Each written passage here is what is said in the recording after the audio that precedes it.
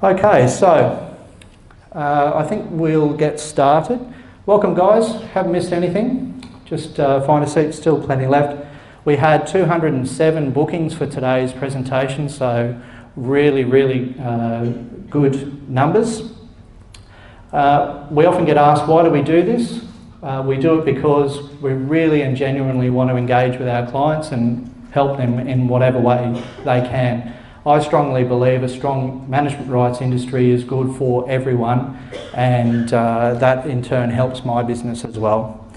So, a little bit about our presenter, Frank. Stand up, Frank, so everyone can see you. No one misses you once you're standing up. So, Frank joined Hynes Legal in 2001 and became a partner and director in 2004, and quite deliberately has whittled his practice down to two key areas of law, being body corporate and management rights. His team are really the only experts on management rights and body corporate law in the country, and they have a very strong focus on those two key areas. In business, we often, when we're learning about growing our businesses, we learn about niche markets and those kinds of things, and Frank's done that to his absolute advantage. Frank's a fellow of the Australian College of Community Lawyers, is admitted in Queensland, New South Wales, the High Court of Australia, as well as England and Wales. He's one of the few representatives on the lawyers panel to ARAMA, which is our peak management rights body. And there are very few issues that Frank has not been across in his 25 years of practice. Importantly, last year, or it could have been earlier this year, Frank was featured in Best Lawyers Australia for 2018-19, and that is an award placed upon lawyers by peers. It's a big deal and pretty hard to obtain, and recognises the expert nature of the work that Frank does.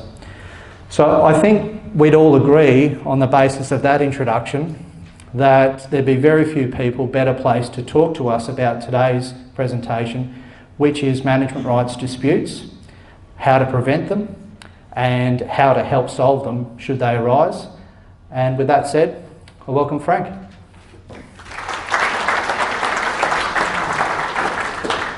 Thank you, Justin. I can't do any better than that. I should just sit down. So, thank you all for coming. Obviously, this is a hot topic, and this came off the back of, I think we had 150 people to the issues when selling management rights and current things that are going on. Justin emailed probably 6 weeks ago and said, time for another one, what do you reckon? And I said, management rights disputes. And obviously, that's what comes across our desk, and I suppose, you know, for me, this is part of marketing exercise, but also it's part of a making my life easier exercise, because if I don't have management rights disputes come across my desk and I've just got transactions, I'm happy. I'm not helping clients through the pain that one of these fights actually comes with. So probably as a couple of caveats to start with, I think I am at my core a fairly positive guy, and I think that's what you actually need to be in business. If every time something goes wrong, you're walking around kicking cans and unhappy about it and so on, it's going to be a long day. So from an attitudinal perspective, I generally am very positive, and I mean, this is going to be seen online. We've got 1,000 sales views. This will probably have more. So today we're going to be talking about some of the negatives that actually come with management rights. And that's not to say management rights have more negatives than anything else. Every business has its bad bits. Without fail, every job has their bad bits. And for me, the issue is really knowing what those bad bits are. So some of you fumble through them by trial and error and you get there. Today, I'm going to try to help you cover off some of those things before you actually come across them for the first time. And as I said, my legal business has its bad bits. You know, my bad bits, and some of you would be using them, I train people to compete against me. Lawyers that wouldn't know what management rights were before they started with me go out and set up their own practices and compete against me. Joy. What a stupid business model. But that's what it is. So I've just got to recognise that's the case and away I go. The other bad bit that actually is quite interesting that's happening in the legal world at the moment is cyber fraud. Since November last year, there have been 30 claims against lawyers for paying money out when they shouldn't have paid it out. And that's not lawyers doing the fraudulent thing. That's fraudsters or these hackers in systems changing bank account details without people knowing. You might send me an email to say, Frank, can you pay the balance settlement proceeds to this account? What can happen is that hacker might be in my system, they get in there, they click it unread, they change the bank account details, I send it through to accounts and say pay it, and it goes to somewhere in the Bahamas. It might be someone in your system who sends the email to me before you forget to do it, and I pay it based on that email without knowing it's from you. 30 times since November, lawyers have been caught with that. That's the latest business risk that we're dealing with. But today isn't about me, it's about you.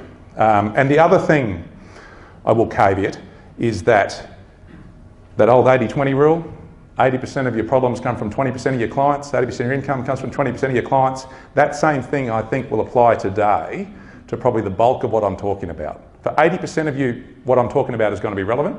20% of you might have that particular component under control, and if you do, that's absolutely great. You don't need to worry about it. But I'd like to think by the end of today, every one of you will have walked out of here with something. And hopefully 20% of you don't think I'm an absolute muppet, but we can tell. So what I would appreciate, and the other thing, this is the first time I've actually done this presentation. So if you stick me in front of a crowd to talk about selling or buying management rights, I could do that off the top of my head without slides in an hour ago. Done it that many times. I've never done this one. So Amy O'Donnell, where are you, Amy? Lurking around up the back. So Amy is effectively me as well in our management rights team. So we've put this together in terms of the stuff we think you need to hear, not the stuff you want to hear. So some of this could be a little bit confronting, but that is what it is. So I suppose buckle in and let's go. So what today is about is not that. Golf. So what we need to do is make sure that we have a whopping big driver to hit the people around the head that we don't like. And I speak in jest. So for those of you that don't know me relatively well, I'm a golf tragic. I'd be playing it every day if I could, but I have a wife and child, I have a mortgage, I have a business which sort of impinges on that a little bit. This is actually Bethpage Black in the US. They're playing the PGA major there at start of next year. So for those of you that golfers, you might be interested. For those of you that are like my wife, you'll roll your eyes and say, here he goes again. But when I was thinking about effectively the new format for this presentation, what came to me really is that running a business and running a management rights business is like playing golf in the sense of you need to prepare for what you're about to go through, and then when you're on the course you need to be able to deal with what's going to happen. So there's preparation time, and then there's actual dealing with things time. So the more you can have your back of house in order before you start, the better off you're going to be. So today's presentation is going to be making sure we've got the right clubs, making sure we've got the right gear, making sure that we've practiced, and then we get on the course and we see what happens. The other thing for me that is very important is that I would love to play golf like Tiger Woods. I'm saying I like to be Tiger Woods because his life is far too complicated for mine, but I would love to play golf like Tiger Woods. But the reality of the situation is that's never going to happen. I don't have his ability, don't have his time to practice, not good enough, etc., etc., etc., etc. And I think the management of expectations in the context of what management rights actually are sometimes gets lost in the wash. So in that context, I think the starting point needs to be that you are a service provider. Every one of us provides services to our clients. I provide legal services to my clients. In a management rights sense, you're providing services to your body corporate, your committee in terms of caretaking. You're providing services to your letting owners in terms of the management of their property. Potentially you're also acting on their behalf to sell their properties for them, but you are providing those services. And that mentality of sometimes I've spent X million, 800,000, whatever, 100,000, $1 million buying this business, I'm entitled to this, is not what management rights is. Yes, you have some serious security of tenure in terms of a body corporate can't pull the rug out from underneath you from a caretaking perspective unless there's some rock star grounds to do it and you really, really, really do the wrong thing. So you have tenure there. Obviously you've got less tenure from a letting appointment perspective, but that can all be terminated on somewhere between 90 and 30 days, subject to what it is you've actually got. My tenure is the next second. If I'm acting for you and you don't want me to act for you anymore, you send me an email and I'm done. So I've got to be continually looking after the needs of my clients to make sure that doesn't happen. And in a management rights sense, you need to be doing the same thing.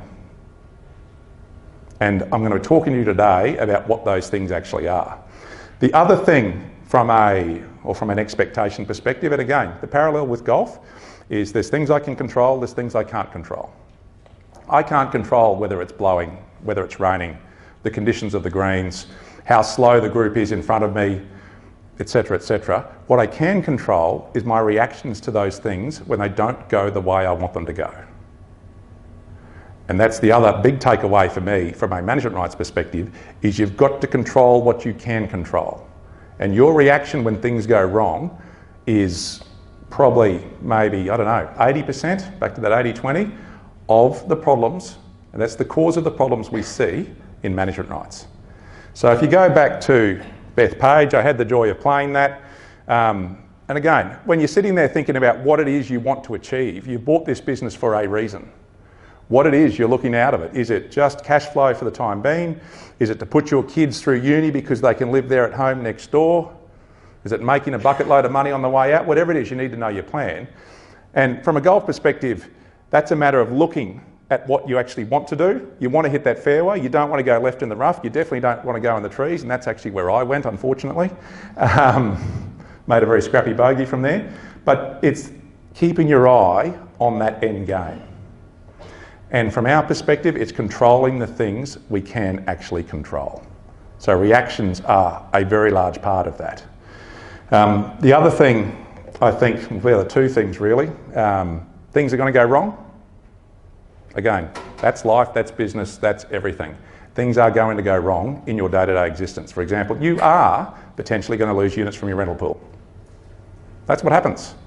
The joy of real estate, and you talk to the real estate agents around, it doesn't necessarily matter whether the property market's flying or not. People are going to die, to get sick, to divorce, to want to spend their money on something else, have a business go wrong somewhere south. They're going to sell their properties. And I think, Justin, probably our next seminar when we get to doing this, we'll be talking about making sure you're in a position to replace those things. But that is going to happen. That's the reality of it. So you need to go into this business knowing that's the case and being aware that it's got to happen.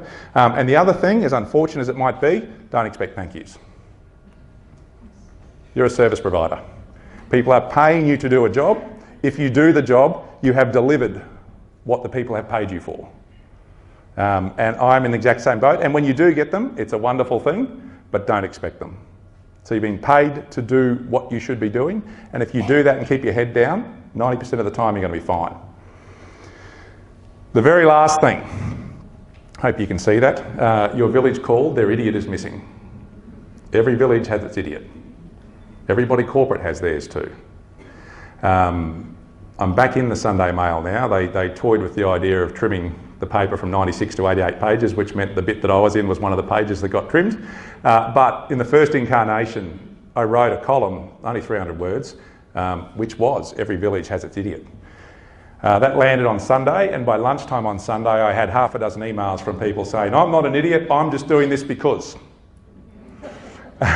So it's sort of, the reply should have been, have you all had a good look in the mirror? Because I didn't actually write about you. These are just completely stray people I've never met in my life. And for me, the consistent theme is they go through life having fights over stuff that doesn't matter, over completely immaterial things and point scoring. And dare I say it, you want to make sure that idiot is not you. Because it's very easy to continually do that. So if your life is full of fights and contests and disputes and point scoring, maybe it's time for a look in the mirror, as brutal as that might be. None of you that applies to, of course. It might be some people watching online who aren't here. But that is going to be the case. Everybody corporate's got one. And the other thing that follows on the back of that is we don't know why they do what they do. The amount of times I've had conversations with clients, why are they doing it? I don't know. They're irrational. I could guess at 1,000 things. And in a sense, it doesn't matter at that stage. What matters is how we actually react to it. People are going to do what they're going to do. And that's from a legislative perspective. You look at all of the obligations that lie around and all the pieces of legislation we deal with everywhere, you are never, ever, ever going to be able to regulate human behaviour.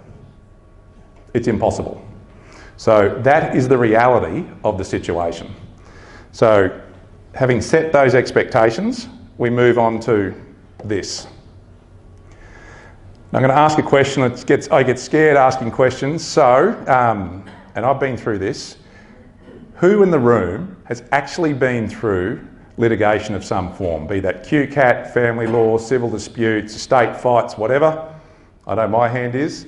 Right, I'm speaking to some experienced people. And did anyone enjoy the process? Right, we've got a couple of sadists in the room, that's okay. Because the bulk of it is absolute pain. And it's easy. So my job today is to stop you descending into this abyss. So I'm not going to sit here and talk about how QCAT works, what happens in the Commissioner's office, how the Fair Work Commission deals with bullying, and I'm sure there might be some questions about that later. But if you're in that zone, what hasn't happened is the stuff I'm about to talk about. But I want to scare the daylights out of all of you in terms of descending into this abyss. Starting point is everyone knows it's expensive. That's the reality of it. If you come to me to ask me to top your management rights agreements up, it's a finite process, finite piece of work. I scope it out, bang, done, fixed fee, happy days. Done in a time frame. Everyone's happy. Same with a purchase or a sale, subject to where the banks are at the moment in terms of delays, etc. But we know we've got a starting point of we're buying or selling. We've got an end point where we've bought or sold. We've achieved what we wanted to achieve. And I can fix fees for that because I've got certainty. In litigation, you get punched around by the other side. It never, ever, ever will go the way you first anticipated. And it's expensive. But on top of that, we've got the opportunity cost. These are the things that people don't factor. So that 100 grand you've spent on lawyers and barristers, what else could you have done with that? Holidays in Hawaii, investments in BHP, pokies at the local pub, whatever it might have been, given it to charity. All of that would have been more fun than spending on lawyers. The next thing is time. None of these pieces of litigation run themselves. The lawyers will draft documents. You need to give instructions. You've got to dig through paperwork. You've got to be signing affidavits. You've potentially got to be going to hearings. That takes hours and hours and hours and hours and hours of your life. And I think for me, the most important thing is the actual stress of it. Because you're not in control. And the problem with litigation, I've said this to clients 1,000 times, is by the time this is done, there will be blood all over the floor and none of that is going to be mine. It will be yours and it will be theirs.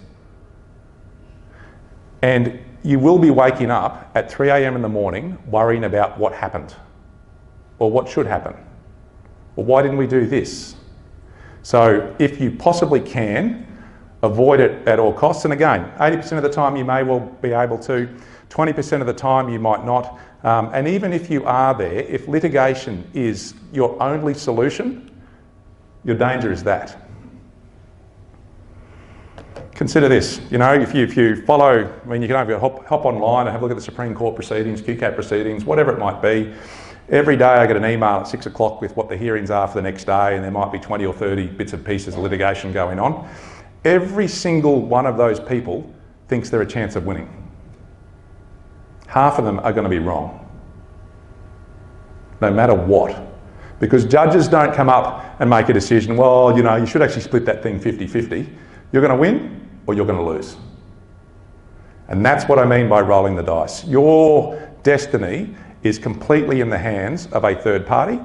And as much as your lawyers are going to say to you, yes, your prospects are good, no one is going to guarantee you an outcome who's got half a brain, because you cannot guarantee outcomes. And I know I've been involved in enough personal litigation, but obviously seen, I don't know how many clients go through this process where I've walked into proceedings thinking we're going to win and we lose, and I've walked into them thinking we're going to get smashed and we win.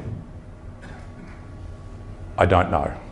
No one can guarantee you. The best I will give you ever from a litigation perspective is your argument is better than theirs. But whether that works to the judge and the barrister and what side of the bed they got out on that day, who knows? So what I'm suggesting to you from a litigation perspective is that you are much, much, much better trying to settle things on terms you can control than rolling the dice and seeing what happens in court. Terrific. And even probably, I suppose you go through stages of life.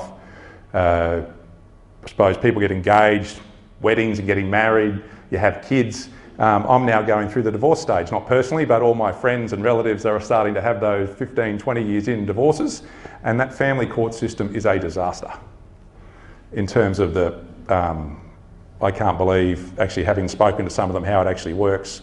Got one client who had a custody hearing 2 years ago, so custody in terms of what the deal's going to be for the kids, they still haven't got judgment. It's just, so again, back to trying to sort those things out is the way to do it. But having said all that, let's get into what you need to do. So we are, at this stage, practicing on the range. So the very first thing, and I suppose these are in no particular order,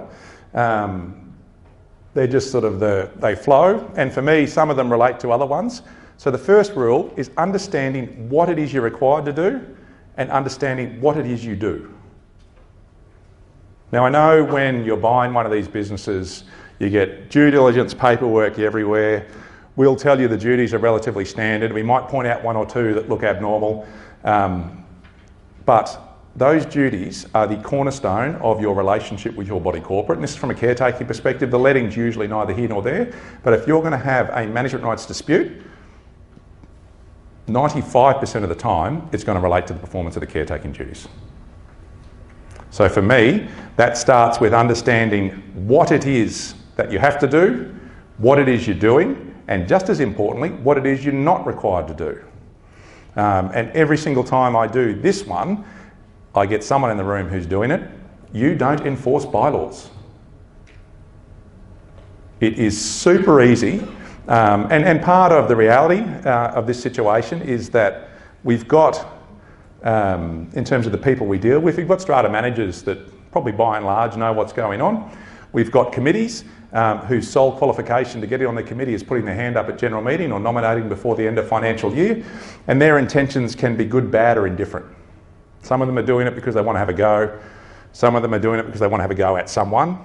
Some of them are doing it because they want their backyard tiled, and once that's done, they'll be off. The 1,000 different reasons people do things. But there is never ever going to be a requirement for committee members to have qualifications. So I know I've had this repeated conversation with Trevor Rawnsley of ARAMA, who's pushing for this, and my response to that is, well, the moment politicians have to have qualifications, then committee membership can follow straight after it.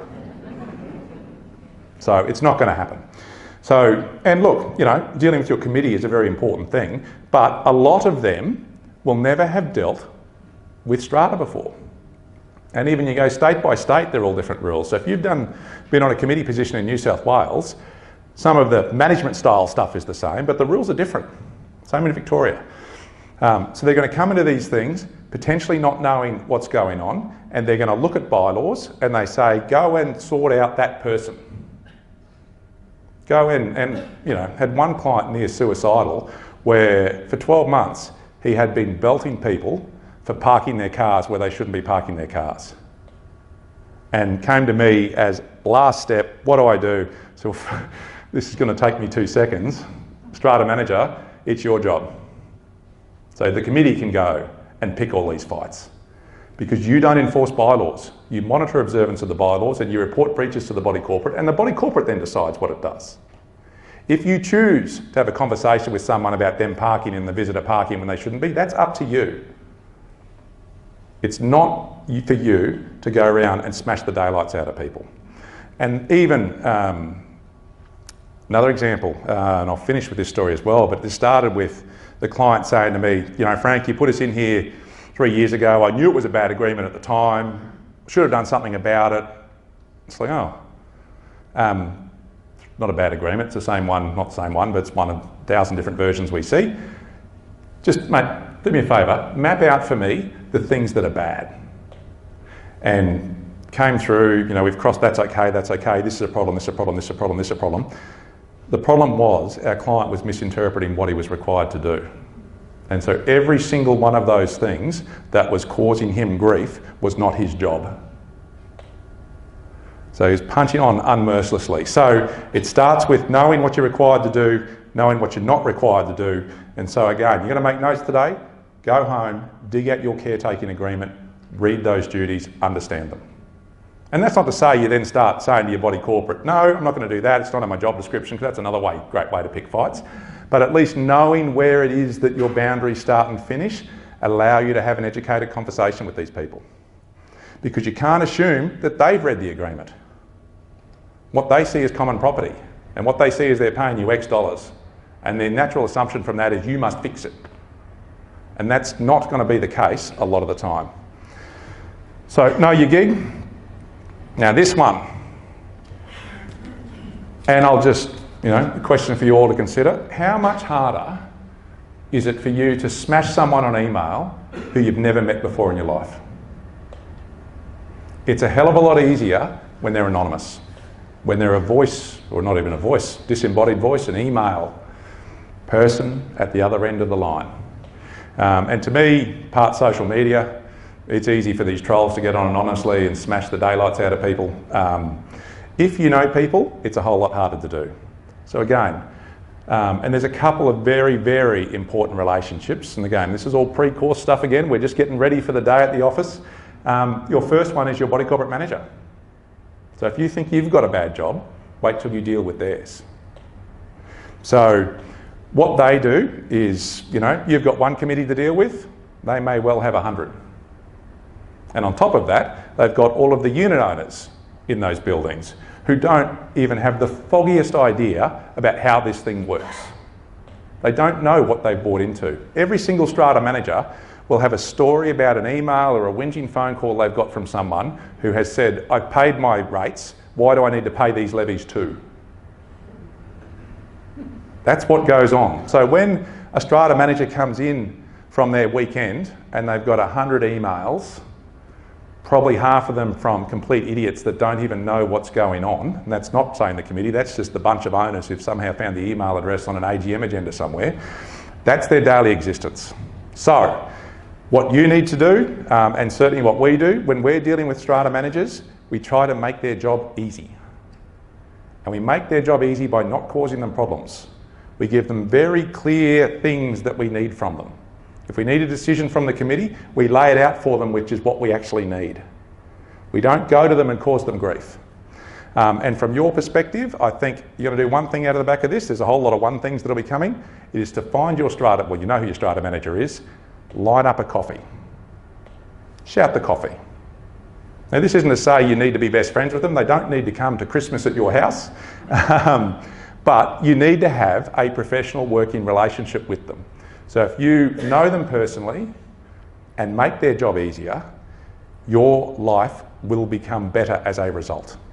Because they will be looking out for you. And that's not to say they're going to do the wrong thing by their body's corporates, because they've got a job to do as well. But consider this. Committee comes in whinging about this bloody Frank, he hasn't done this job. Strata manager says, knowing Frank, having met Frank over coffee, and I'll talk more about how you can endorse this, leave that with me. I've always found him really good, I'll give him a call. Versus the, I don't know who Frank is, every single time he emails me, he abuses me. I ask for 2 quotes, he sends me 3. They're not comparing apples with apples. He's making my job harder. Why don't we go, and the response then might be, why don't we go get a quote from a lawyer to issue a breach notice? That's what the influence strata managers can have. They're advisors. So if they're your friend, and if they respect what you do, and if you've made an effort, that is one way to buffet your relationship with your body corporate. The next one, of course, is your committee. So every committee has power people, for want of a better phrase. There's some that go with the flow. There's some that try to control things. That could be the chairperson, that could be the treasurer, puppeteering other people, who knows. But you will know who those people are. And again, 80% of the time this is going to work, 20% of the time they might have a bent against you already, in which case it won't. And again, we'll move on to whatever that might be. But if you can get in front of these people and have a personal relationship with them and find out what it is that they need and then deliver within reason, inside the scope of your agreement, what they need, your lives are going to be easier. I mean, I had conversation with A client actually, I met at this, when we did the sales one 4 months ago, whatever it is, we're helping them now negotiate new management rights agreements. We were having a conversation yesterday where, to be fair, I'm going to send them a link to this because they can probably use it. They've got a controlling chairperson. Chairperson's trying to get whatever he wants, etc., etc., etc. And we're talking about how to actually manage that. And where they've got to there is that they've gone round behind his back and gone to the treasurer, who's actually a friendly. So we now communicate with the treasurer and we ignore the chairperson. And the chairperson and the treasurer then gets things done.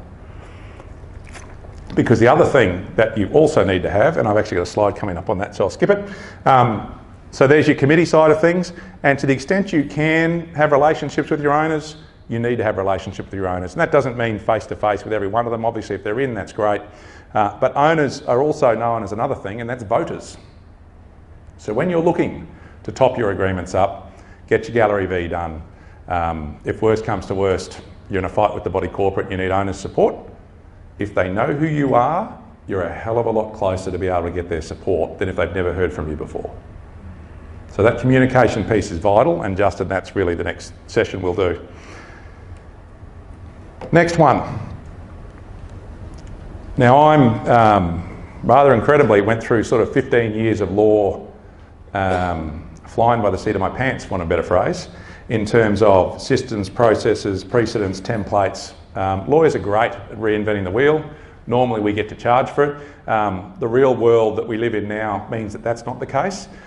So inside our office, we are systemised to within an inch of our life for all of the stuff we do on a day-to-day basis. So we don't forget to do the things we need to do when we're busy. And you need to be the same. So from a letting perspective, that's obviously easy in the sense of you've got REI Master. That has the ability to remind you to do the things you need to do when you need to do them. I think it has marketing bits and pieces. It's got other prompts you can use to contact your owners. Make sure you use those and you stay in touch with all of your people. So that's a marketing side of things. But from a caretaking side of things, there's a couple of sort of platforms out there. I'm not sure this has quite grabbed what it needs to be grabbed. But from a caretaking side of things, everyone, in my view, should have a regime that they stick to in terms of the performance of their caretaking duties. So you know what they are. You've gone and got your agreement. You understand what it is you're required to do. You understand what it is that you're not required to do. When are we doing it? Daily, weekly, monthly, 6 monthly, biannually, I suppose same thing, annually. How do we remember to do all these things? And that might not be a program, it might be an Excel spreadsheet, it might be a diary management system, it might be a daily chart in terms of you tick the boxes. Because again, if we're going to have a fight with our body corporate, it's going to by and large relate to the caretaking duties. And if we've got a system in place to make sure that we don't forget to do what we need to do, then that's going to help us not have those fights. Because we're going to be doing those things. And that's not to say you produce that to your body corporate, that's an internal management thing for you. It's up to you what you do with that. But then the next step for me in this is actually reporting to your body corporate that you have done what you need to do.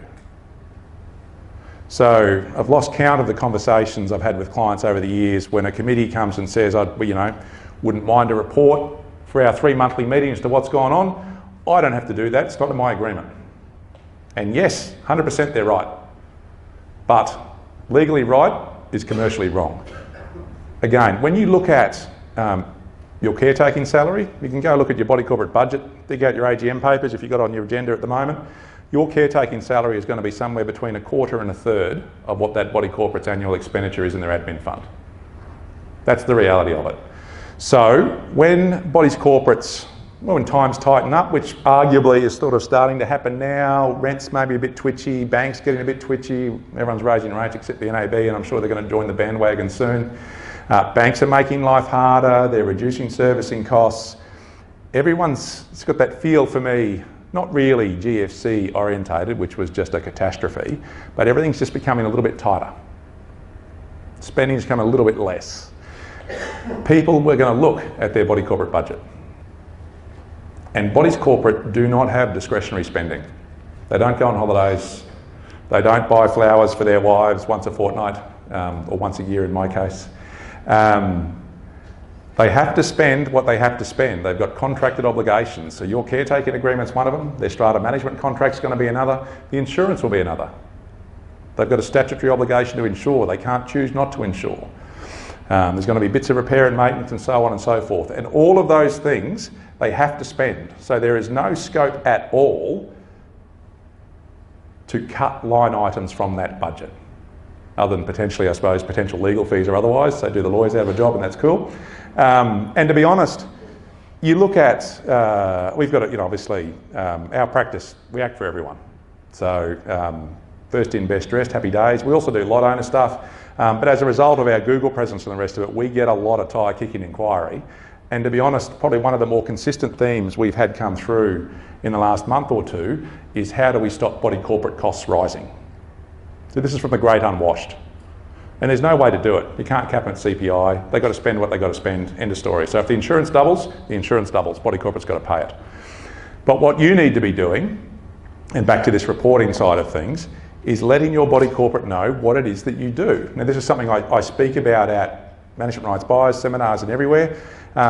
Clearly you all do what you've got to do.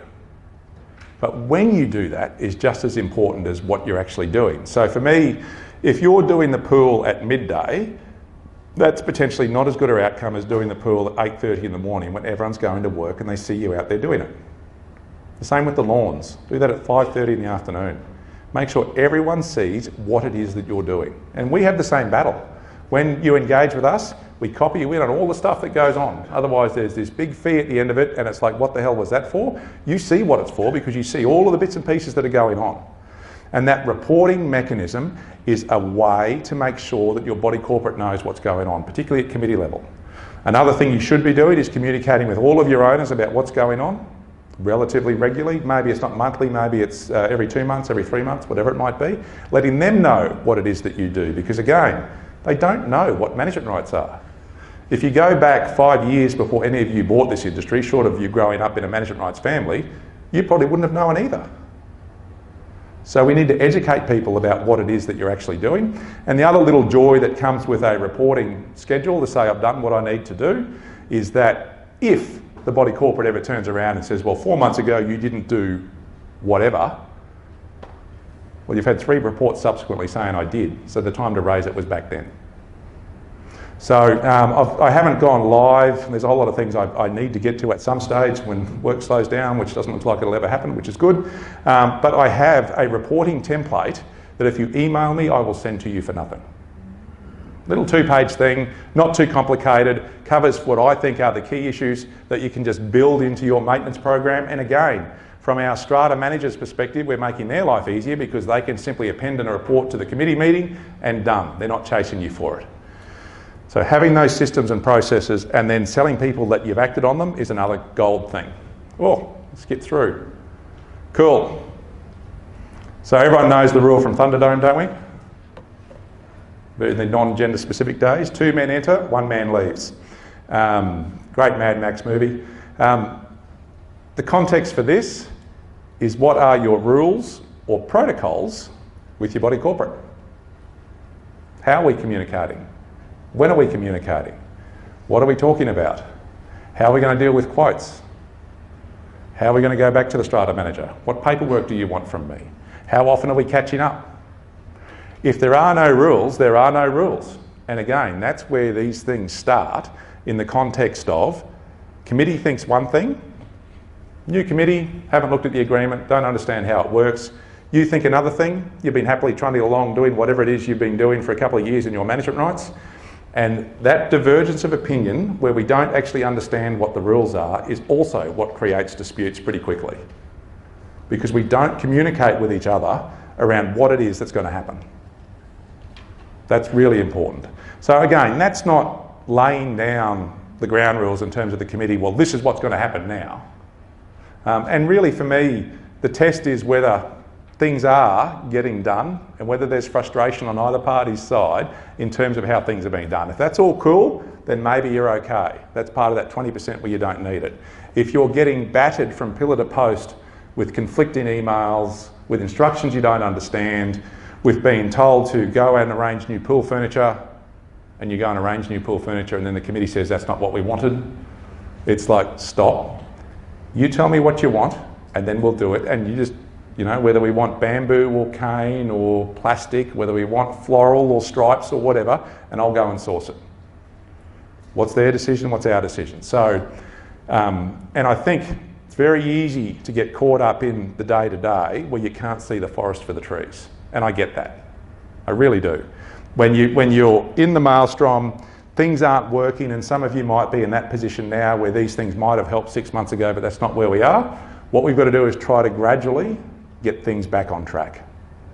And again, back to that client with the, I've got the bad caretaking agreement that he misinterpreted.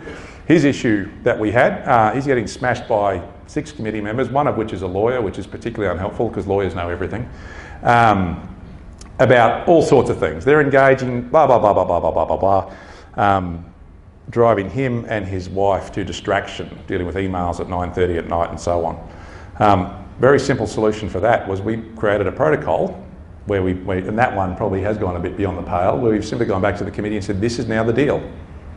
This is how it's going to work. The agreement allows us to do certain things, which we've done, and this is how we need your instructions from this point forward. Because in that sense, you are no different to what I am in terms of you act on the instructions of your clients. So control is one thing that you obviously need to understand when you're putting these things in place. Some committees want absolute control, some don't care. Some are in between. So you've got to find whatever that happy ground is in your role as a service provider to that committee to make sure that what you put in place fits what they need. If they want to have complete control of everything, go for your life. It's their money. If they're going to make decisions about pool refurbishments and what bits and pieces they do and whether they spend money or this, that, the other, cool.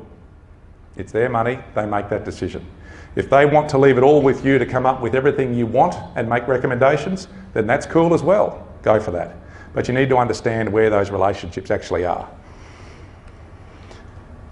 Communicating value, I think I've really probably covered that one in terms of doing the job, being seen to be doing the job, reporting on it, and making sure that you continually do that. And if you do stuff for free or for gratis or at discount rates or whatever, it never hurts to let people know. You don't need to put it in big bold Arial 28 at the top of your invoice. We haven't done this, but it might be, mate, you know I could have got you for that, but I've let it go. Those things never hurt. They're those little building blocks in a relationship. So those are, for me, the core elements that we need to do before we actually hit the golf course.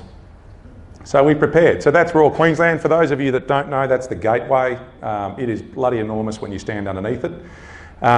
So at this stage, we're on the first tee, we're in control, we've got relationships with our strata managers, we have our systems and processes, we understand what it is that's going to happen, we're as good as we can be.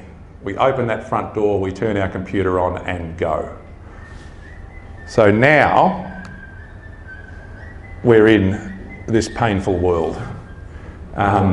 Email can be good, can be shockingly bad. For those of you that know me, I'm an incessant emailer. It's great getting up at 5 in the morning bouncing out emails. And I think the story I used for this one, I had lunch with a very senior strata manager a couple of weeks ago who had just finished a meeting with chairperson that used to be on listed boards, etc., so relatively highfalutin. And he said something to the strata manager which is relayed to me, which I'm going to relay to you, which I think actually does make an enormous difference, is what email has introduced is the lack of contemplation time. It's the immediacy of the thing. So you go back to when I started, I did my articles at Short Punch and Greaterix, January 92. That was before these bloody things existed. So, you know, when I was running around, they used to have to send me a pager. I'd have to get my 20 cents and go and ring the office and say, what do you actually want? The partners used to get their mail in the morning, dictate their responses, sign it, put it in the post, go to lunch. And that was it. No faxes, the odd phone call. That was just the pace of play at that stage in the early 90s, and I can imagine the 80s and the 70s would have been even worse. But that's not what we're dealing with today. So you need to make sure that you control your email and not that your email controls you. So I'll tell you my rules, because again, everyone's different. You can become a slave to this thing. If you email me anytime probably before 5:30 on a day, you're likely to get me.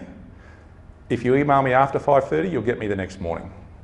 I'm happy to start as early as I get up, and we've got a possum in the roof at the moment, so that's getting earlier by the minute. But come 5:30, goes on charge, goes face down, I don't look at it.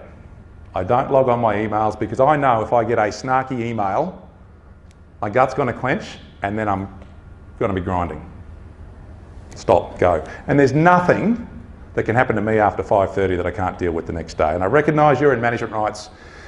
Sometimes that will happen, particularly in short-term buildings, but then managing people around that becomes the issue. And I've certainly seen up here in the city, particularly recently, if you lock your keys out, here's the number for the locksmith. They charge $170. Don't ring me if you've been an idiot. The same with, and even you look at committee fights, that Fair Work decision, one of the things that was specifically commented on in that about the bullying side of things was the chairperson and the manager were still emailing each other nasty emails 11:30 one night. Now, chairperson was held to have done the wrong thing there, and I completely get that, and it was the wrong thing, but the manager didn't help their cause by participating in that same rubbish behaviour. What you need to remember is that at some stage, every single email or correspondence you send might be in some court proceeding. That's the first rule I give our junior lawyers when they start, is you stay fair, you stay unemotional, you stay balanced. It also helps that if you get something that grinds your gears in American terms, you sit on it for 24 hours. That 24-hour rule, I think, is the single most important thing. You can walk out of here today. I've got a couple of those, obviously, so there's a lot of single most important things. But when you get that one, your gut clenches, makes you feel angry. You know what? Park it. It can wait. And that's the reality with 99% of the emails we get, they can wait. You know, if the building's burning down, the fire is going to be there to do that. There's nothing you can do on email that's going to save it, you know. And how we operate is we've got, for every matter, for acting for you, we've got a file, not a physical file, a matter folio on our system. If I get an email, and most of my snarky emails come from other lawyers. Lawyers are great at sending snarky emails, very rarely from clients. Occasionally unrepresented people on the other side can do it. What I will do is I will get that email, I won't look at it, I'll pull it across into the folio, I'll give myself a task to look at it tomorrow. So I won't even think about it now. It can wait. And that also takes some of the heat out of what's going on. And that's just emails between you and someone else. Emails between you and every other single person that's CC'd are 10 times worse. Reply all is one of the worst things you can possibly do, particularly in a snarky or needle-like manner. Just stop. Again, that's not to say that you wouldn't be within your rights to do it. And yes, they've pissed you off by saying something that they shouldn't have said. And yes, you might have done that thing and whatever it is. But if you're looking to stay sane in these relationships, parking that for 24 hours is what you need to do. And I can guarantee you, you will look at it in a different way the next day than you are at the moment, particularly if you've just gone backwards and forwards. And also, if you do want the sport, I can almost guarantee you that not responding winds people up more than actually responding, because they know you've got it and they know you're doing nothing about it. So if you really want to, wind people up, you can do that. Yeah, late at night, yep. So I've got some notes here, there's a couple of things. The other one that I think is particularly important is the block, mute, spam function. So remembering that from a body corporate perspective, you report to the committee, you don't report to any individual committee member. And from a letting perspective, you report to the lot owners who you act for, but other lot owners who aren't your liaison person actually in theory have no ability to do anything with respect to you. So if you're getting emails from Frank in Unit 33 about the standard of the gardens, you can do one of two things. One of them is send them through to the committee and say, here's this complaint, we think it's okay. The other one is to go back to Frank and say, Frank, you need to direct that to the body corporate manager. Here's their details, and from this point forward, you're blocked. You are not obliged to have that in your life. So, and again, this is the forest and the trees. When we're getting hit from all sides, I understand how it works. Stepping back, taking a look, understanding what it is we're required to do can be really important.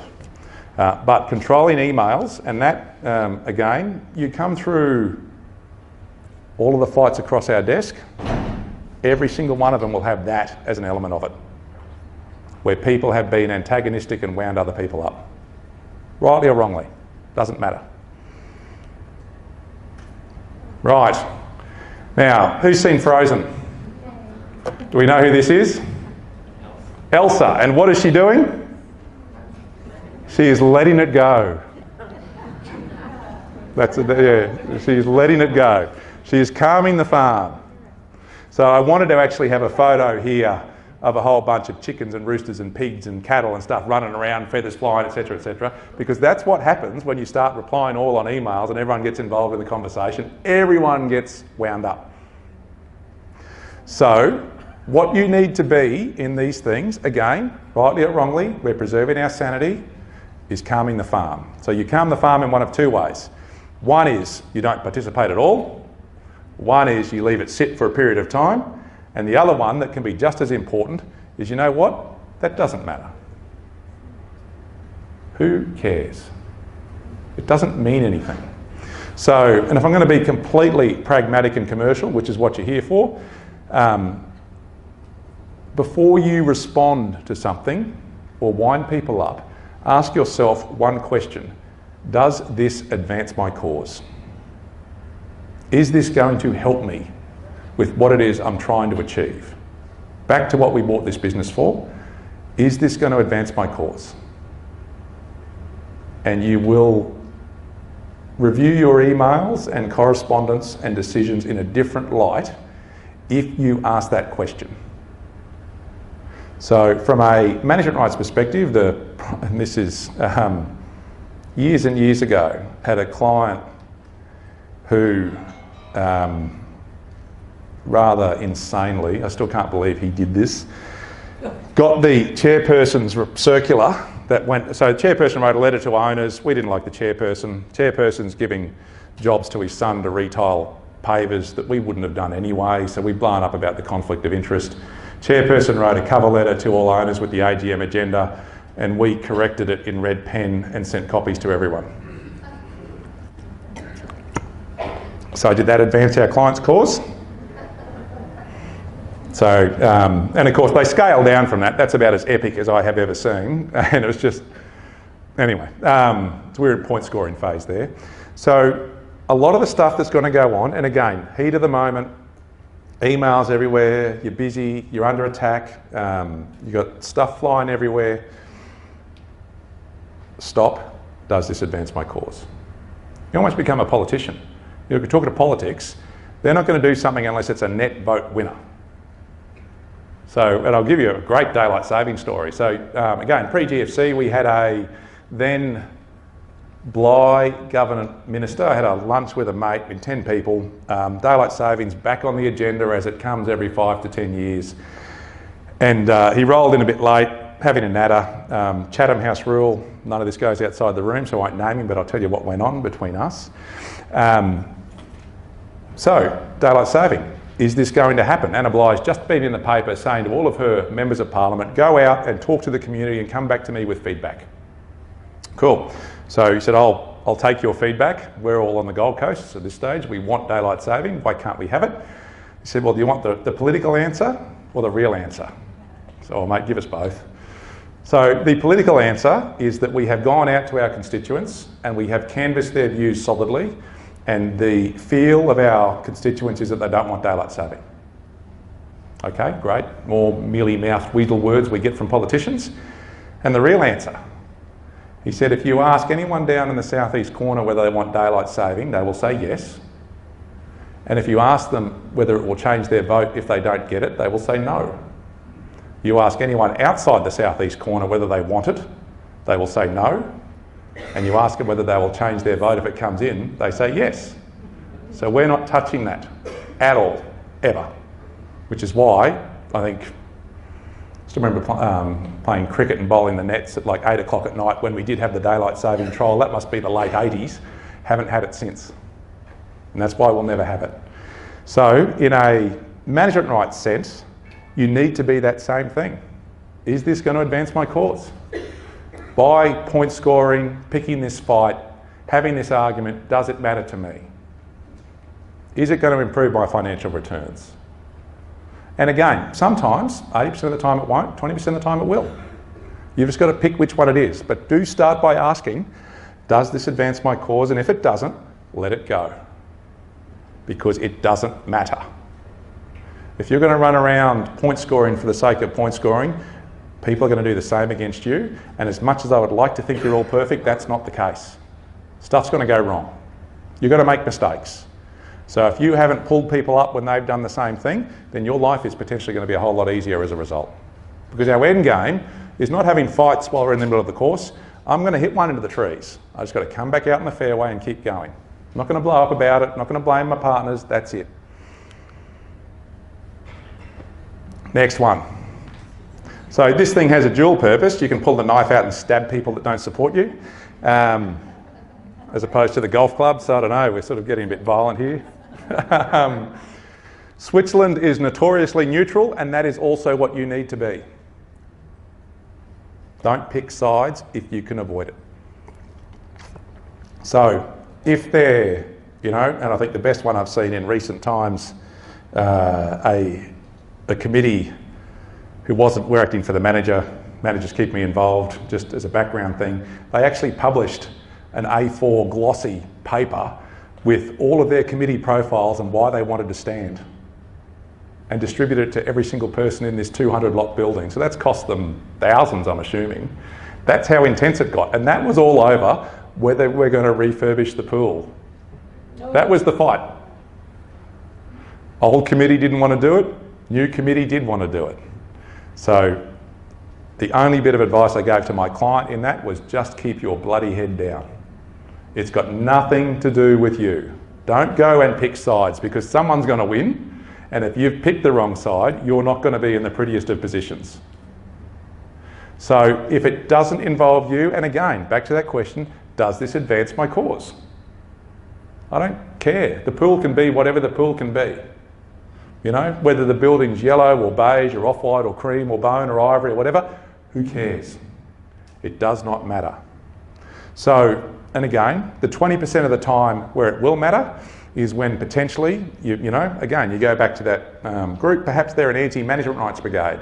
Well, then they're people we want to lobby against because we know we're against them already, so we go hard and support the other people. We pick a side because it's in our interest to do so.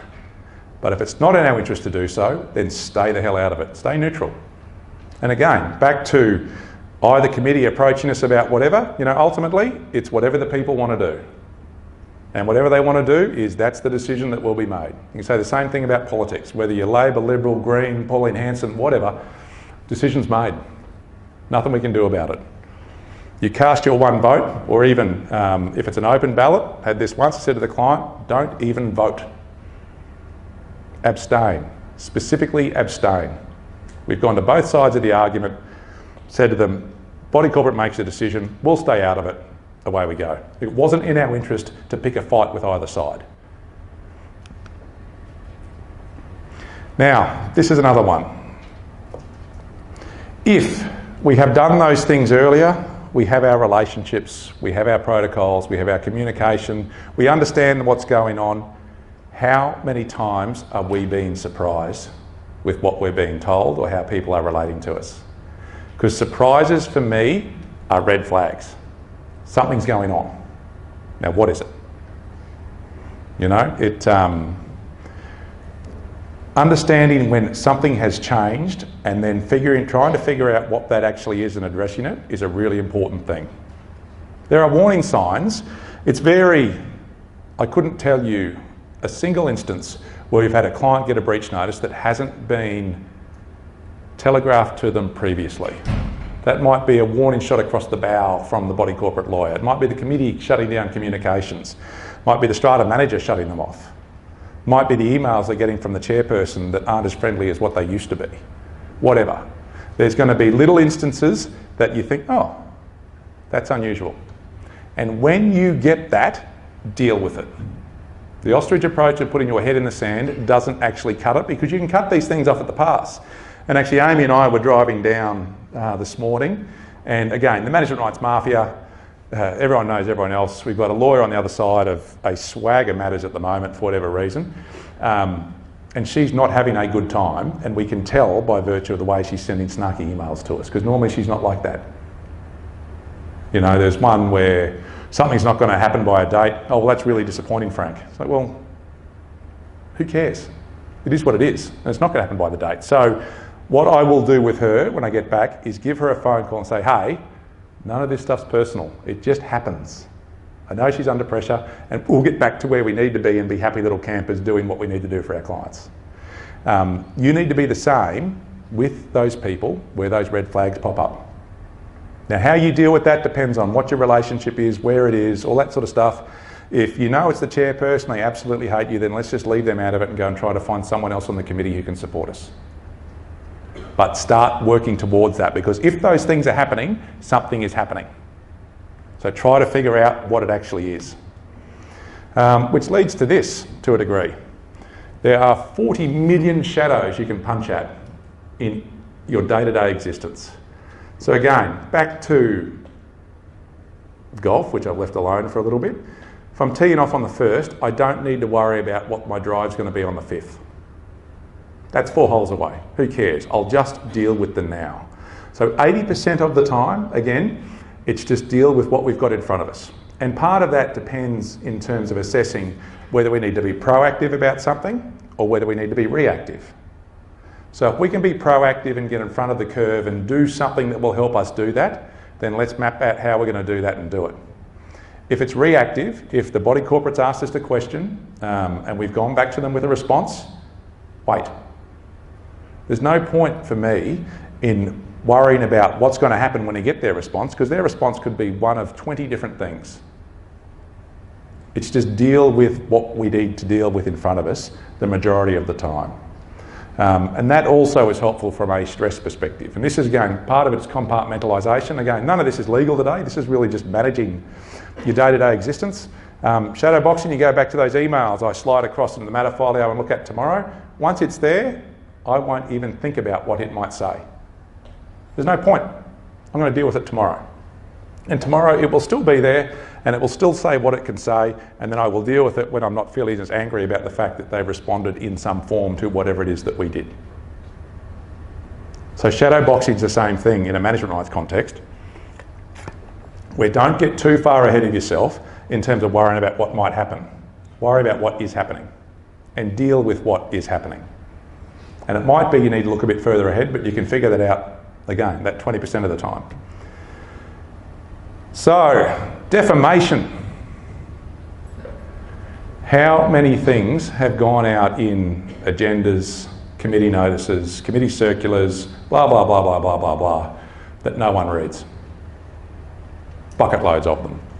I had one example probably 2 weeks ago where chairman circular to owners, which is a one-pager with the AGM pack that, you know, is the usual 1,000 pages long, made some noises at the bottom about not being particularly satisfied with the performance of the caretaker.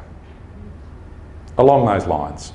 Nothing specifically defamatory, nothing that we knew was an issue, so there's our first red flag, so we're going to be dealing with that. So of course I get the distressed phone call from the client, I see the circular, and my response, they got like 60 units or thereabouts, no one will read it. The only person that will read it will be the chairperson. And let's leave it sit for a week and see what feedback we get. And we had zero. Not a single bit of communication from owners. So when you do get that little bit of needle, and it will happen, it might be from an owner, it might be from the treasurer, whatever it is, might be in the minutes of a meeting somewhere, calm your farm, let it sit, because it's very easy to charge straight on. And from a defamation perspective, the way it works now, you've got uniform defamation laws across Australia. You're required to send something called a concerns notice. The best practice is to give them the retraction you want. The other thing is then to give that they've got to have 30 days to respond. You can't require it in 7. And then what the body corporate will do is go and notify their insurer, and it all escalates, and they tell all the owners, and actually the fact that there's a letterhead demand draws more owners' attention to what has been said than what the chairperson said in the first place, and it escalates from there.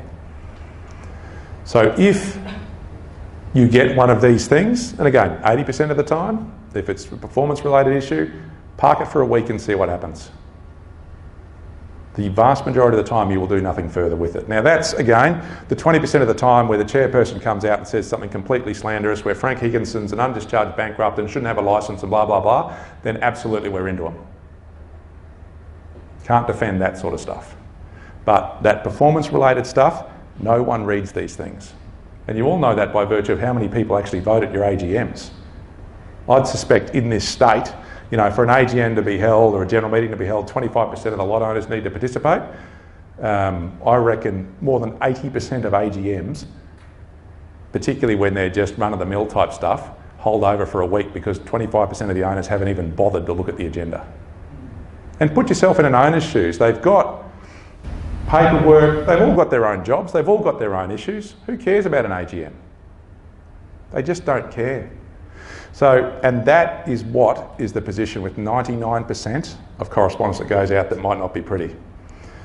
Now, another little bit of a brutal one, and I'll give you the war story for this. Lovely clients, Kiwis, as much as, don't talk to Kiwis these days with the rugby being what it is. So anyone who mentions Bledisloe Cup to me gets a 10% at whack on their bill. So be careful. We had a client who bought a small holiday building down here on the Gold Coast, pre-GFC. So GFC, if you're reading the papers at the moment, it's really 10 years ago this week. Lehman Brothers was collapsing, all that sort of joy. And they had ring the bell, bought at the top of the market. And what happened then with the GFC was the bank reduced their gearing. They'd lent them 75, they wanted to bring it back to 65. That required a valuation because the GFC had hit the valuations down, so we've got a double whammy. And then of course, for those of you that remember the GFC, those early years when we could go to the US and get $1 US for 90 cents Australian, why wouldn't you be offshore holidaying somewhere else with the strength of the Aussie dollar? So their revenue and profit had dropped. So they got the triple whammy in effect. Only grabbed me towards the end of it, and of course then the bank also, because when they actually went and commissioned the valuation, the clients were well and truly outside lending covenant. They're almost north of 100% gearing. So the bank said, well, we're now exposed to more risk, so here's another 3% on your interest rate, which smashed us even further. And that's the sort of behaviour that's getting them smashed by the Royal Commission now, which is a wonderful thing because banks are bastards. You cannot trust them. So never trust a bank. And so when we crunched the numbers, the client was actually working for the bank. Every single thing they earned, they were paying to the bank. There was nothing left for them. And the harsh reality of that was, send them the keys. Why flog yourself unmercilessly waiting for something to change when the reality is that it may well not? And in the meantime, you've got 2 or 3 years of working for free, at least. And the constant grinding pressure of that sitting over your head. So we went back to the bank, and that was a bit of a love job for me, but I like the clients, that was okay. So guys, here's the position. This is what it is. We're going to be handing you back the keys on this date. So please make sure you've got someone there. And they did. So, and interestingly, they didn't come after our client afterwards. There was just one of those things that was made. So our client sold off, went, and now they're doing relief management, and as best I can tell are relatively happy because they keep in touch from time to time. So, because one of the things, and this sort of is a bit of a tangent to what I was talking about, financial pressure leads to bad decision making. When you're constantly under the pump, you're getting ground daily, that is also a form of stress that's not good. And this is seriously mental health stuff. This is helpline stuff, because we all make bad investment decisions from time to time. I know I've made them in the GFC, lots of learning from that, some of which I'm still dealing with in terms of capital losses. And if for some reason you're in a place that's not working for you, quite often the best solution is to cut your losses and just move on, because life is too short. It really is. And the reality is that everything will sell, it's just a function of at what price. So if you stick your management rights business on the market for free, it will sell. If you stick it on at 8 times multiplier, it will not sell. The answer is somewhere in between. So for me, that is seriously more a mental health thing. Of just, and there's some, you do see it. We have clients occasionally that take their own lives, and that's just a tragedy. So that's a fairly heavy thing, and I get that. But a lot of that comes from the inability to recognise that A, you need help, and B, you need to move on. So sometimes that phone call, that conversation, that's not necessarily me as much as I help that particular client come to that realisation. That's a really important thing to do, but it also applies just as much to that letting owner that constantly causes you grief. Back to 80-20. If there's one person in your letting pool who is driving you completely and utterly insane regularly, really sorry, thanks for your business. We don't need your letting appointment anymore. Here's your 30 days notice. Yes, that potentially may cost you an element of capital value in terms of the loss of that income from your letting pool. Pluck a figure, that might be somewhere between 4 and 10 grand. I don't know if you're in a permanent. Obviously a little bit more, maybe not a little bit more in a holiday, because the net income doesn't get knocked around as much. This multiplier, 5.3, 4.6, it's all made up anyway, in the sense of whether there's actually any transparency to the thing. And your life will be better as a result of not dealing with that person every day. So sometimes those are the triggers you need to pull. So, wrapping up, a couple of things to finish. I love this one. Grant me the serenity to accept the things I cannot change, the courage to change the things I can, and most importantly, the wisdom to know the difference. Let's fight the fights to us that matter, not the ones that don't. And particularly, fight the fights that can actually produce some form of change. We can't change it. If I've shanked that ball into the trees, breaking my club's pointless. It's gone, it's done. Accept it, move on. And I think that management rights sense, that wisdom to know the difference is increasingly important. But in terms of, I suppose, you want summary of the most important things for me, relationships, I think I've covered that ad nauseum, strata manager, committee owners, and to be honest, each other. That sounds very touchy-feely, but management rights is one of the most collegiate industries you're ever going to find in your life. You're not actually competing with each other. You're helping each other. You're all in the same boat, dealing with the same grief, the same issues. And I've got the same thing with a bunch of lawyer mates, where every 6 months we catch up, we have an afternoon and we chatter about the stuff that's causing us pain. And yes, I lose jobs to them, they lose jobs to me. No one takes that personally, and we're actually competing with each other. But we're all in that same boat. And you guys are all in that same boat as well. You go down to, probably the example I use more often than not, the Kangaroo Point did this, Tenerife has this, the Tenerife accommodation managers. All the management rights really down there are members, they've got brochures. I've actually been with a client down there signing up a contract one day, straight walk-in, mate, I'm looking for a 3-bedroom unit, no more than $600 a week, blah, blah, blah. Well, mate, we're on the river, that's not us, but if you go around here, here's the building, go see Cliff there. That sort of collegiality is not what exists in lots of industries. So being here today is a wonderful thing. ARAM is a wonderful thing in that sense as well. Having relationships with each other where you can have these conversations. Doesn't need to be me. Know your gig, giving you that ad nauseum. Know what it is you've got to do. That, contemplation time. Time is your friend. Take the time to think before you respond. Is it urgent? Do I need to respond? Does this advance my cause? 24-hour rule. Does this advance my cause? Oh, I've given away the punchline. And in essence, to the extent you want a legal pitch, would a third party view help? So for me, you will have noticed that none of this stuff today is really legal issues. It's really management issues. And I think, and be that me or someone else who's got experience in these things, sometimes it's, Frank, I can't see the forest for the trees, what do I do? Is the question worth asking? So back to, you know, the client with the agreement that's now sorted. We've now got the committee under control. He sent me an email just the other day, well, this is what they're asking for. I said, mate, we'll give them the 2 quotes they want. Okay, he's done that. I said, how's it going otherwise? He said, I haven't heard from them for 2 weeks. Unreal. Problem solved. They've got sanity back in their life. But they'd been resisting, and I suppose, you know, to be honest, spending the money, you don't want to spend the money if you can avoid it, but that's probably about a $1,500 solution to get them sanity. It's cheap, and we've avoided the fight.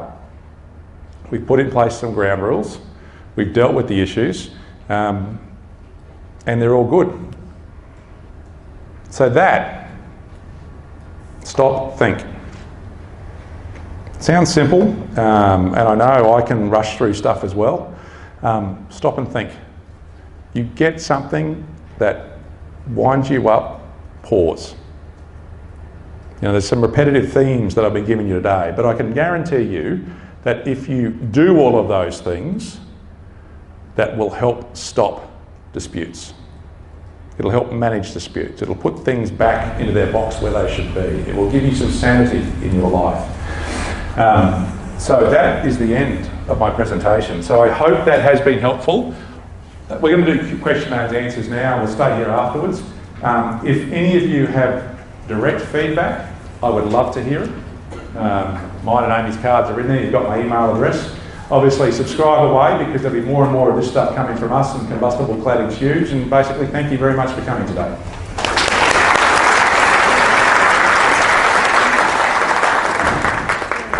Thanks, Frank.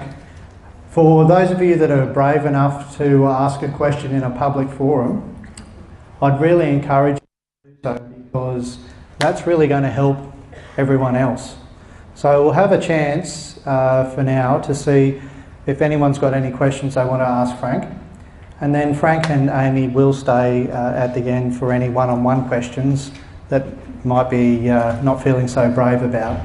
If you do ask a question, for the benefit of the video, I've got a microphone that I'll pass to you. So let's get started. I've had 63 emails since I started, so there you go.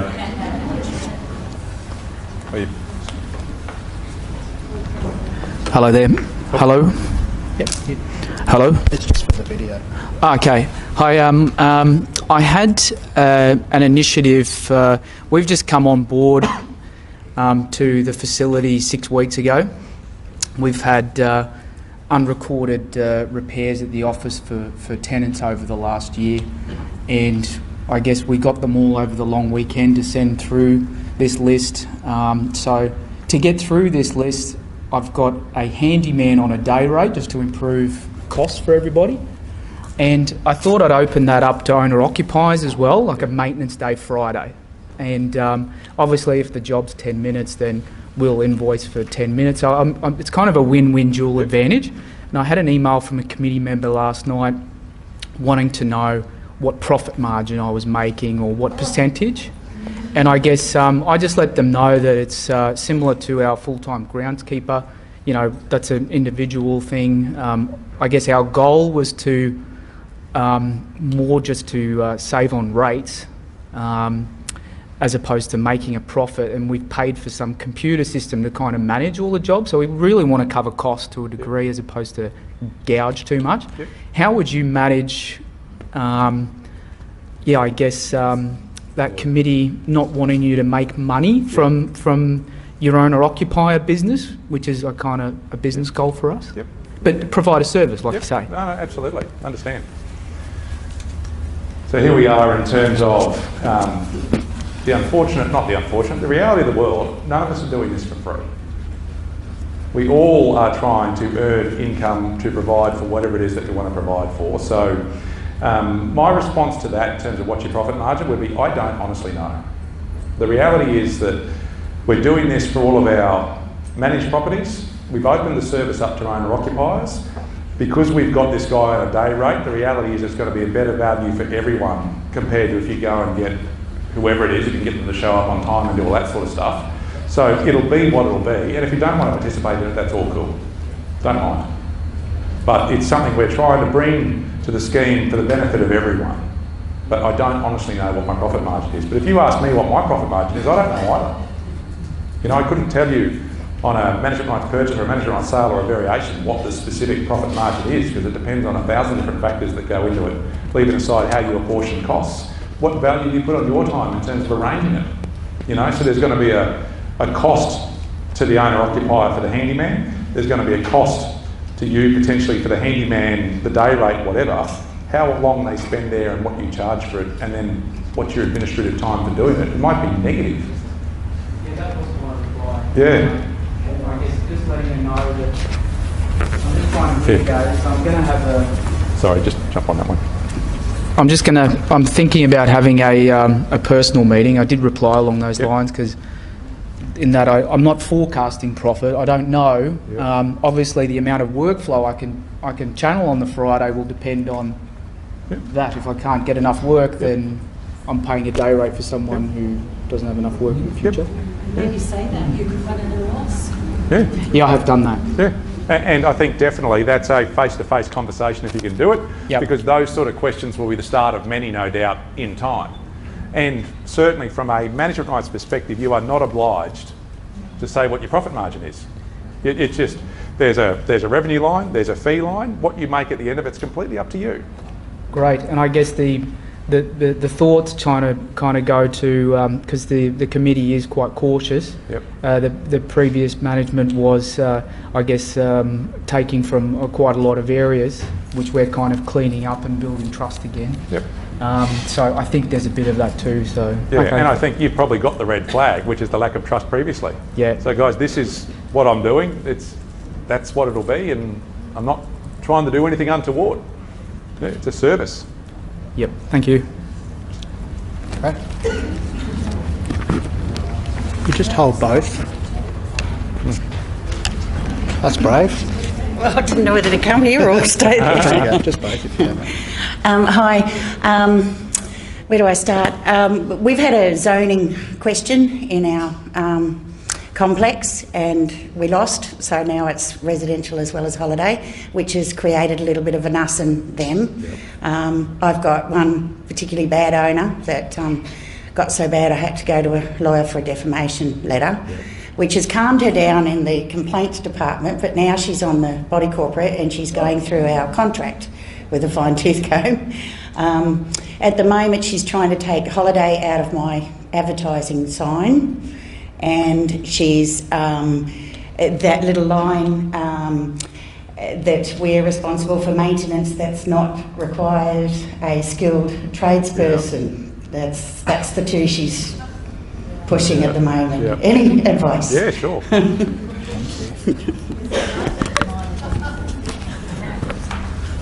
Probably 2 microphones each time would be good. Yeah, let's start with the holiday sign. Like, to me, that needs approval at general meeting, full stop.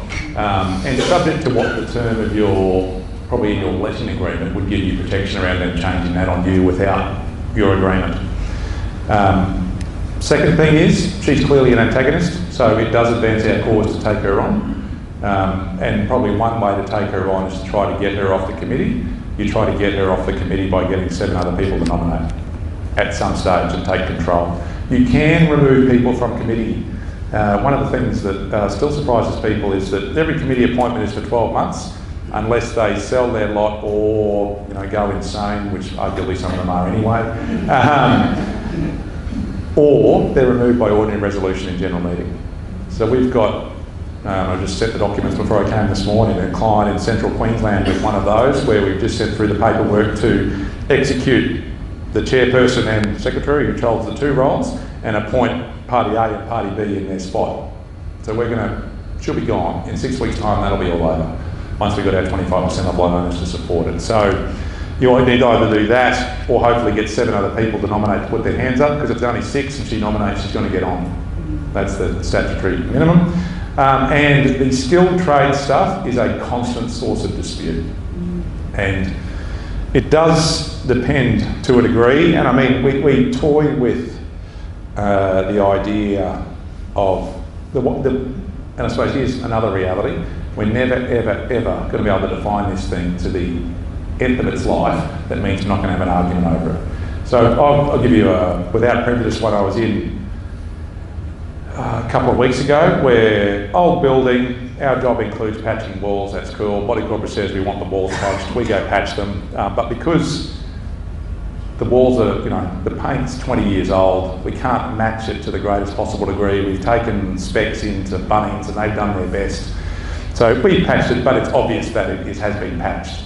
So now the body corporate's saying you've got to paint the whole wall, and we're saying you can get stuffed. That is skilled trade in terms of, and for me, skilled trade comes back to probably at its core, like I'm useless with my hands.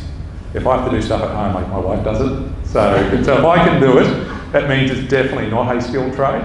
But it comes back to me, some of the answers are is there a trade qualification required? Is there a specialist insurance required? You go to the QBCC, is it more than $3,300 worth of value, which then means you need all that sort of stuff. And if it's outside the scope of those things, it can get grey. So probably back to managing expectations. Some of the fights we have in management rights absolutely relate to what's inside and outside the scope of your management duties. Constant source of tension. Sometimes depends again on how much control the committee wants and what they want, whether you're in charge or they're in charge.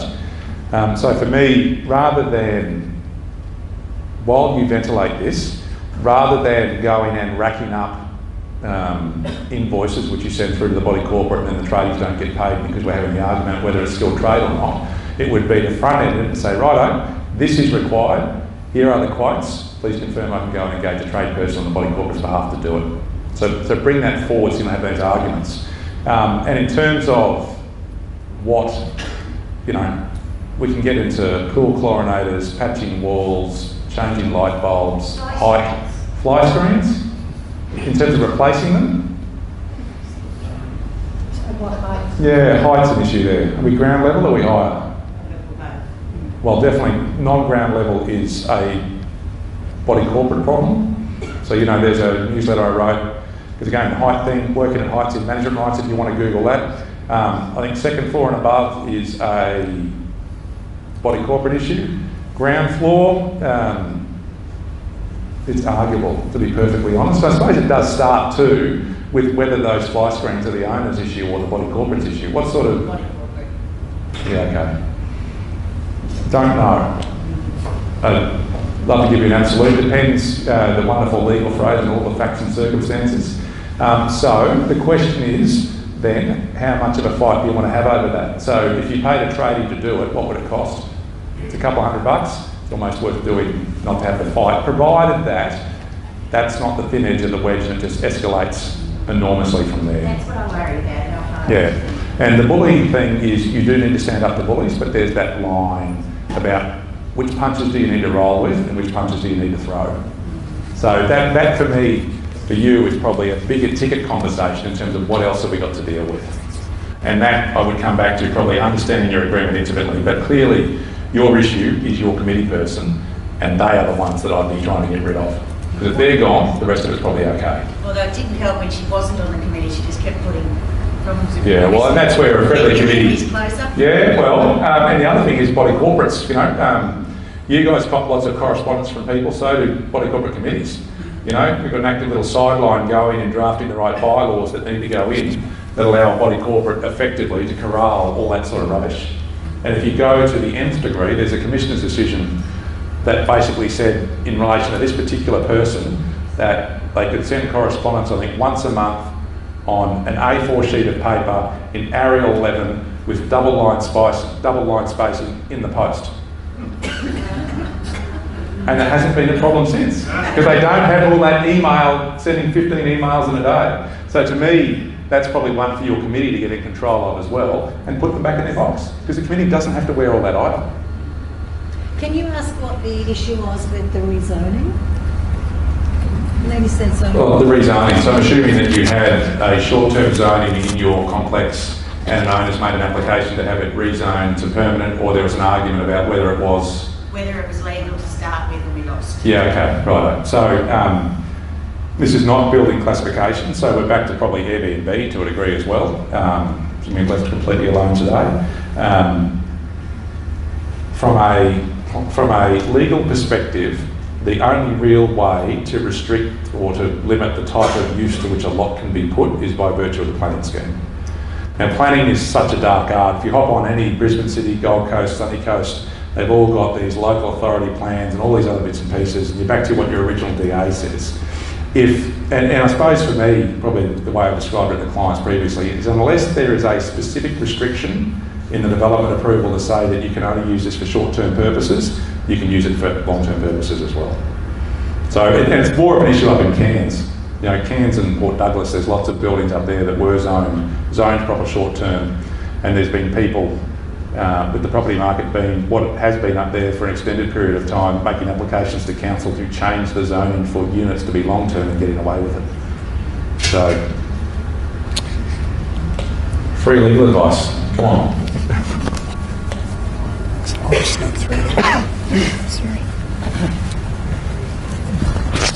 All right, I'm not really sure how long you've got and where to start.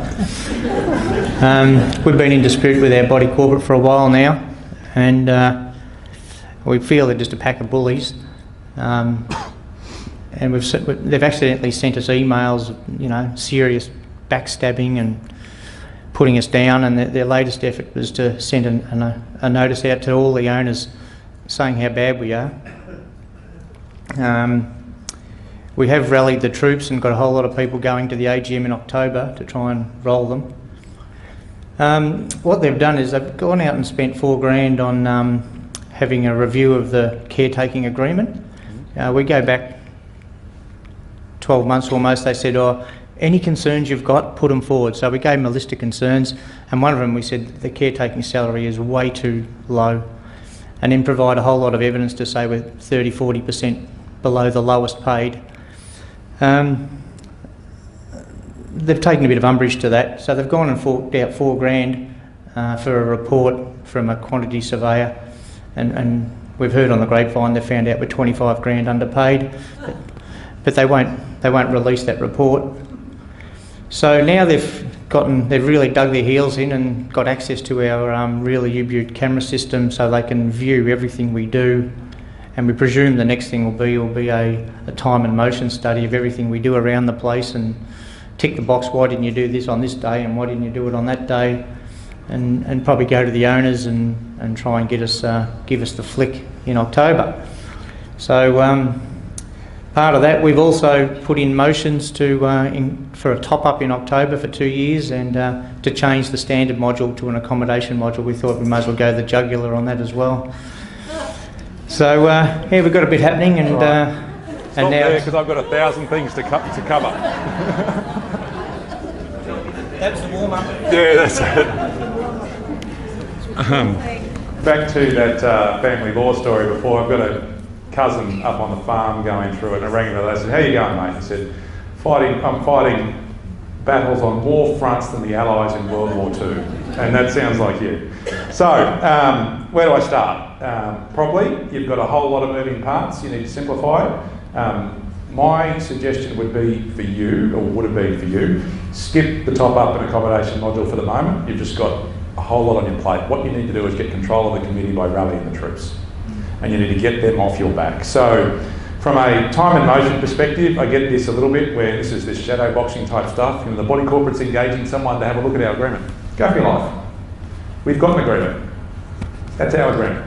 It can't be changed unless we agree to it. And we get that a little bit too. They're going to take my salary down 20 grand. They can't do that. No different than me signing a contract to buy your business for 600 grand. I can't turn around 2 weeks into it, so actually make it 550 and you'd be forced to take it. So, starting point is that. Second thing is, if they've spent body corporate money getting that report, you're entitled to a copy of it. They said they wouldn't release it because of confidentiality. Rubbish. They have spent your money. You own a unit? 2 units. They have spent 2 units of your money on that report. It's a body corporate record. You are entitled to it. End of story. That's your money. So you're entitled to see it.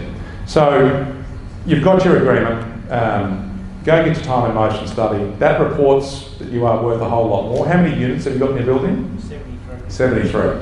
Okay. How many are in your rental pool? 33 plus 8 permanent. 33 plus 8 permanents. Okay, so we've got the majority of the units we're acting for. That to me, you just need to get all those people on board. And what is being attacked is the system of management that they have chosen to use. You are there to look after their interests, and you are doing that. You're not looking for time and motion and all that sort of stuff. How much has the body corporate spent on lawyers so far? Do we know? There's been a couple of thousand here and there. Cool. We're wasting money on lawyers too. So we. Yeah. Well, you're spending it wisely. They're wasting it. So I think, to me, I suspect you're halfway there. What I'd be suggesting is you narrow your fights down to the ones that you need to have first. The one that you need to have first is to change that committee, because if you change that committee and you get people that are sensible in control, then a lot of this grief goes away. Now, that's not to say that those people aren't going to be causing you some elements of grief after they get removed with a bit of luck, but that's then back to, are they in your rental pool? If they're not in your rental pool and they're owner-occupiers, you've got nothing to do with them. They've got nothing to do with you. So get out of my front door. And that's a fight that you should be having, because they're clearly not going to advance your cause. So that is where I'd be sitting strategically, because you can have a whole lot of things going on, and you clearly have. And once you've got that committee under control, so I think probably order of issues, I'd get a copy of that report.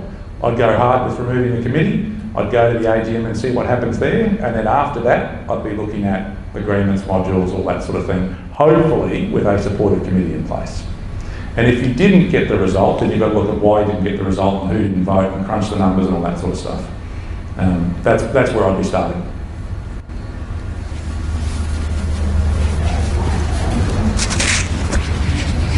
Morning. We've just had a new committee changeover, and they're all positive. One thing they have requested is they'd like to look at the caretakers agreement on the. So there's a couple of ways I'd propose doing it that I'm asking you. One is saying to them, would you mind going ahead and altering it the way you like, and then bring it back to me and I'll have a look at it? Or should I sit down with them and go for it line by line and do it amicably with them? Yep. So I suppose I'm never afraid to recommend to clients to have a conversation about looking at negotiating the terms of their management rights agreements.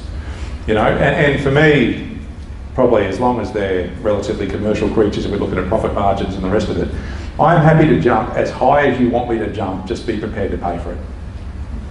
You know what I mean? So in terms of, if the committee says we want to have a look at your caretaker agreement, absolutely. I'd probably, subject to where you're at, another interesting way to do it would be to say, you have a look at what you want to have in there, we'll have a look at what we want to have in there, and then we'll catch up and have a coffee and see what's the same and what's not. So that way, no one's surprising anyone else. And again, you're not obliged to kick through with any of this stuff. And the reality is too, that, I mean, how old's the agreement? What year was it drafted? Well, probably 10 years. 10 years ago. Probably legally, Gallery V's been the big change since then, but probably the big change that we are definitely seeing more and more of is those time and motion study style duty schedules that, to me, I think are more certain. Like for me, I'd much rather see that in a management rights agreement than a mow lawns as required, look after pool as required, because that just leaves those expectations are potentially out of whack from the start, unless you've had a conversation with them. So I think the key things for me in any management rights agreement are what you're going to do, what you're going to get paid for it, and how long it's going to go for. The rest of it, for want of a better phrase, is fluff. We'll deal with assignment, termination and nomination provisions and residing on site and office hours if need to be and whatever else it might be, but those are the big three. So there are absolutely a breed of expert that runs around doing those time and motion studies, done in consultation with the committee and you. So what they'll do is they'll walk around, they'll map out what's needed, they'll apply an hours to that, then they'll apply a dollar value to that, and that's the remuneration, and that more often than not is more than what you're paid. Is that a 50-50 cost? Or? I think so. If you're doing, so the question was, is that a 50-50 cost? To me, if you're negotiating with someone, sharing the cost is a good thing to do. And then you both sort of are invested in the outcome in that sense. So, and those time and motion studies, and this is, haven't had it for a while, but the Union Owners Association is the Anti-Management Rights Brigade. They will run the argument that we should let this agreement expire and then we'll take it to the open market and see what we get. They want to do their Carmel style rubbish. And my response to that is no. This building is going to need some form of management. So be that management under a management rights structure, or be that their preferred model of someone supervising or the letting owner subsidising or whatever. But we can cost today all of the services that are provided by the manager. So we've got a flat fee of X for these things. If we're going to go and do the gardens and the grounds and the pool and the facility management and all of this sort of stuff, and then need to add an element of supervision time, we can cost that today. So if we're comparing apples with apples, we don't need to wait until 2027. We can look at that in 2018. So let's go and have that comparison. And I have never, ever seen it done. Never, ever. They're all too frightened of the answer. Because the reality is that when you look at the time and effort that a proper management rights agreement requires, it is actually usually worth more than what you're paid. So that, but back to where you started, I'd suggest we get a time and motion expert rather than you guys run through the duties yourselves. You know, that $4,000 I think was the number that the committee there spent. That seems to be about the money, as much as I don't see the quotes more often than not. That will come up with a schedule of duties, and that's then done independently. And then from there, you can tweak them. Actually, that doesn't need that frequency, that does, we should do some of that, hang on, they've forgotten this, whatever it might be. And the conversation I was having with the client yesterday was the time and motion expert had put in an hour a month for quoting, and he said, I'm spending about 10 hours a week. We're in an ageing building that's starting to go through renovation and everything's breaking down, blah, blah, blah. So, and that's a sticking point with his committee. So how are we going to manage that? What we're going to do is going to go back to them and suggest, do you think it's an hour? I'm telling you it's 10. All I will do is keep you in the loop with every single quote you ask me to get for the next 2 months, because our AGM's not till March next year, and we can put a time on that. And the alternative then, the plan B, if you're not going to need all those quotes in due course because we'll be right, is then we'll take an hour a month out of the agreement and I'll just charge time for quoting. Or you can get someone else to do the quoting, I don't mind. You know what I mean? So it's just, and again, that's just that little element of it. So for you, I'd be getting a time and motion study, I'd be sharing the cost 50-50, I'd then be sitting down with them to have a conversation about it on the wish list for both parties, and out of the back of that, ideally, you've crunched it down to only 1 or 2 things that you might differ on, where someone like I myself could add some value, but if you've agreed, you just need to document it and away you go. Should agreements be revised every couple of years, Frank? So the question here is, should agreements be revised every couple of years? That's an interesting one, Colin. Probably, once I think you've got the right schedule of duties, it's not as necessary as when they don't. Probably what we see occasionally in management rights are market reviews of remuneration.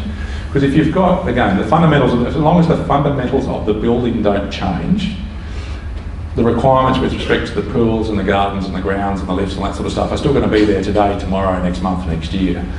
Where agreements absolutely require revision are where committees might suddenly get rid of carpet in the foyer and turn it into a whole heap of tiles.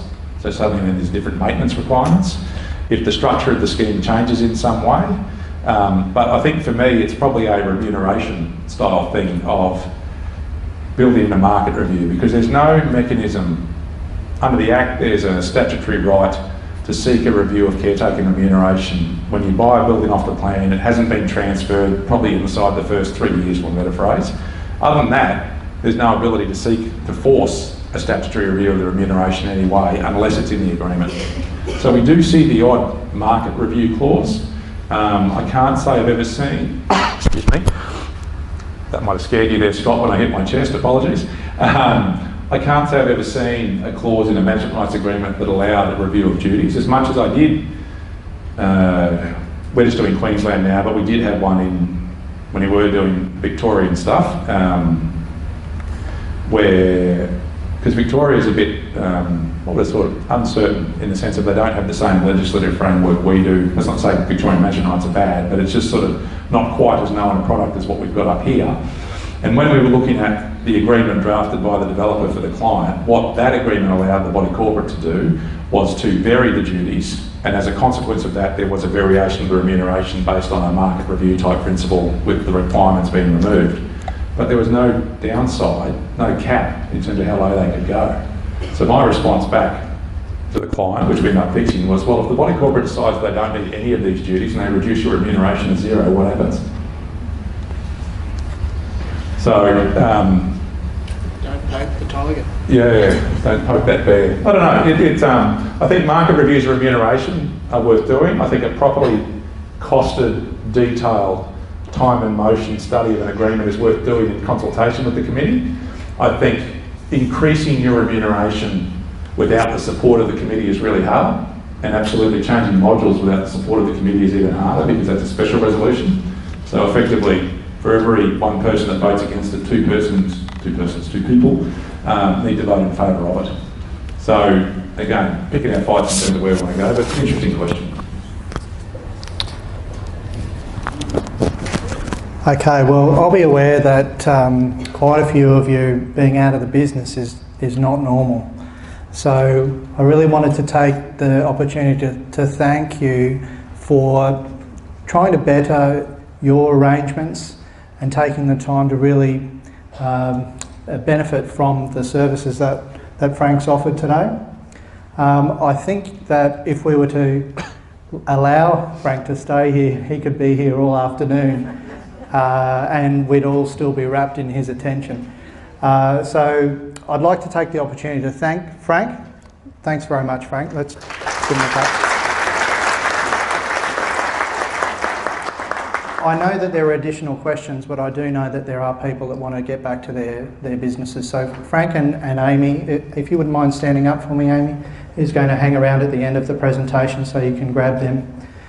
I always like to summarise a few takeaways, and the real takeaway that I got from today was pause, and there's avenues that I can use out in my own business as well, to take the time to pause, and also choosing the fights that we need to have and those that we don't need to have. So they were a couple of really great takeaways for me.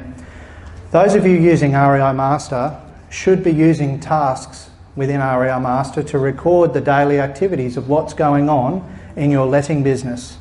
And there's absolutely nothing stopping you from setting up the body corporate as a common property and the body corporate as an owner, and then utilising all of the features that are contained within REI Master for task tracking, including reminders, including the ability to set automated tasks, SMSs, emails, reminders, the whole lot, including the ability to set up your entire body corporate committee as contacts and communicate with them and track that through REI Master, including the ability to hook that up to REI Inspect and to do your common property inspections, take photos and send professional reports through to the body corporate.